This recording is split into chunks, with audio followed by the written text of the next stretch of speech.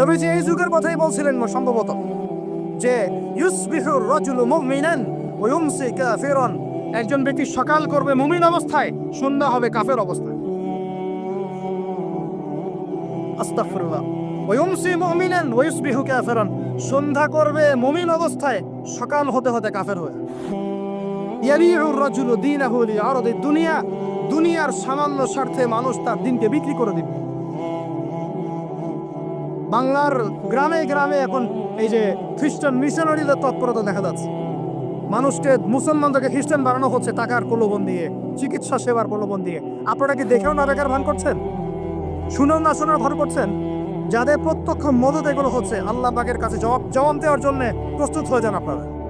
দুনিয়াতে হয়তো কিছু হবে না, কেউ কিছু করতে পারবে না, কিন্তু কাল কিয়ামতে কে ছাড়ে আপনাকে, তাই দেখে নেবো আপনার। বিশ্বাস করেন, ওমর রাদিয়াল্লাহু আনহু বলছেন, যে কোরআন হাতে নিয়ে বলছি আমি, ওমর ইবনে খাত্তাব রাদিয়াল্লাহু আনহু একদিন তার উটের ময়লা পরিষ্কার করছেন, যখন তিনি অর্ধেক বিশ্বের খলিফা উটের ময়লা পরিষ্কার করছেন। আলী ইবনে আবি তালেব এসে বলছেন, ইয়া আমিরুল মুমিনিন, আপনি আপনার পরবর্তী খলিফাদের উপরে কত কঠিন বোঝা চাপাই দিচ্ছেন। এত কিছু করার পরে নিজে উটের বোঝাও, উটের ময়লা পরিষ্কার করছেন, আমাদের জন্য এত কঠিন করে দিলেন খেলাফতের দায়িত্ব। তখন ওমর ইবনে খাত্তাব বলছেন, এই কথাটা শোন। তিনি বলছেন যে যে আমাকে উচ্চ প্রশংসায় ভাসিও না, ইয়া আবুল হাসান। আবুল হাসান হচ্ছে আলী রাদিয়াল্লাহু আনহুর নাম। হে আলী, আমাকে উচ্চ প্রশংসায় ভাসিও না। আমি ভয় করি ইরাক তো তখন মুসলমানদের আওতায় আছে, ইরাকের ফোরাত নদীর কিনারায় যদি কোনো ছাগলের বাচ্চাও না খেয়ে মারা যায়, আমি ওমর ভয় করি কাল কিয়ামতের মাঠে আল্লাহ আমাকে এর জন্য জবাবদিহি করাবে।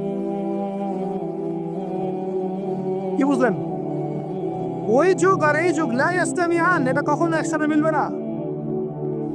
এগুলো জাদুঘরে চলে গেছে এখন।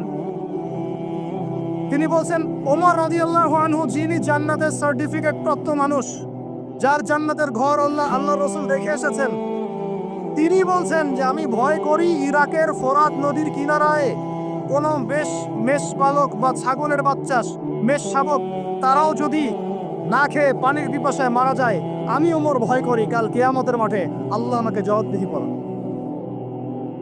আর কিছু বলতে হবে আপনাদেরকে?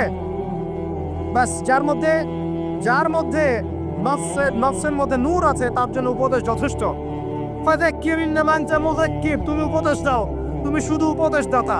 লাস্তা আলাইহিম বিমুসাইতির, তুমি কারো প্রতি দারোগা নও।